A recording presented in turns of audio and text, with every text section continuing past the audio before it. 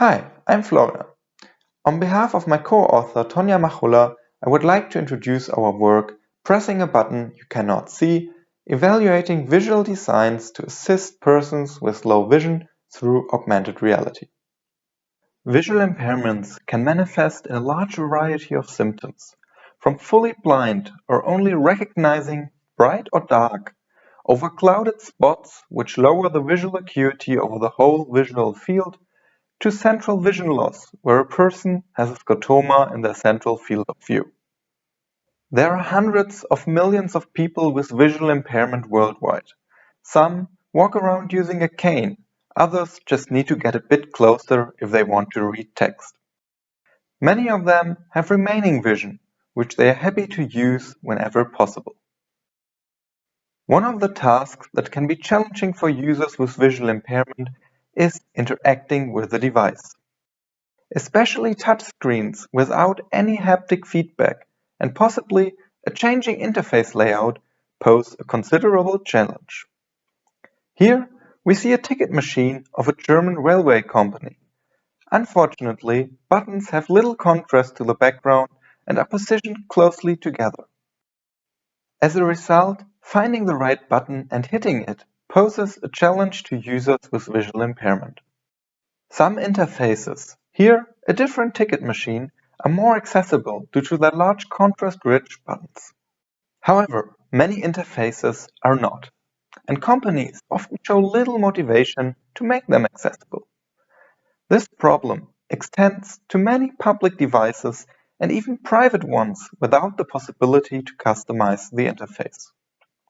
To assist people with visual impairments during an interaction with touchscreen devices, we now want to leverage the user's remaining vision. Augmented reality glasses have been proven helpful as an assistive technology.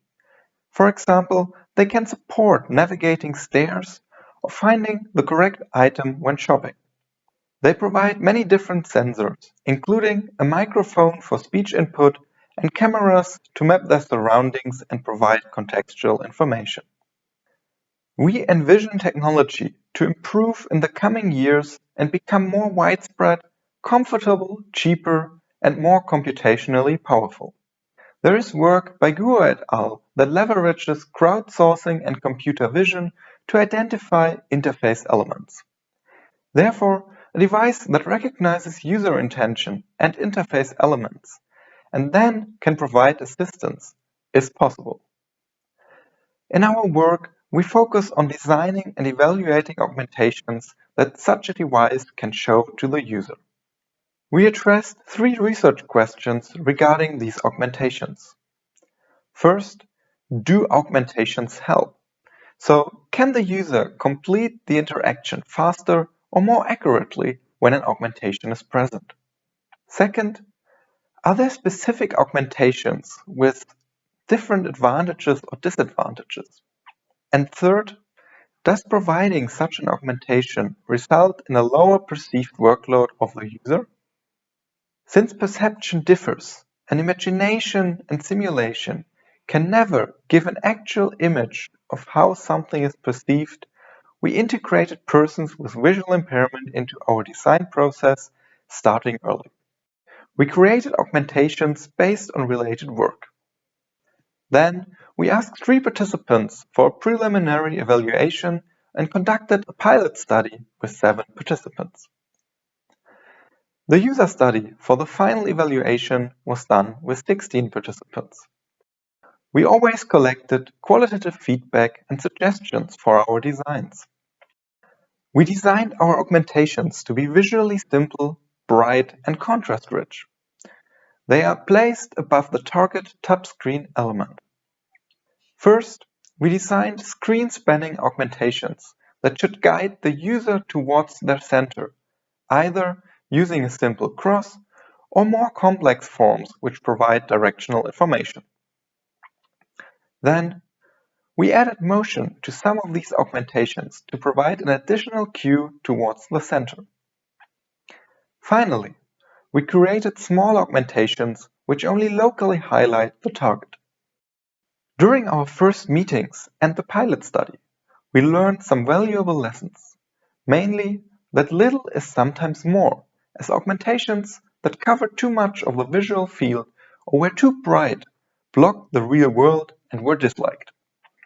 Therefore, we reduced the brightness, used thinner lines, and added an aperture to the augmentations to not occlude the target itself. Further, users did not report much difference regarding the color of the augmentation, even if they had a color deficiency, as long as there was sufficient contrast to the background. Our final user study had two different scenarios. First, to test our designs with familiar layouts, we rebuilt the keyboard of the previously shown ticket machine. The user then had to enter a word.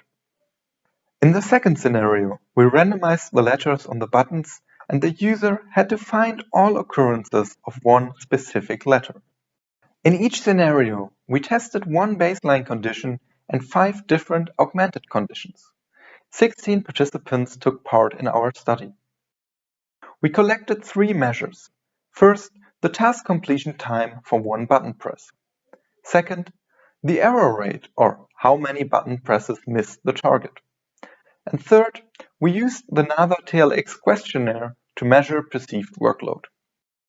Here, we see the user's view through the AR glasses.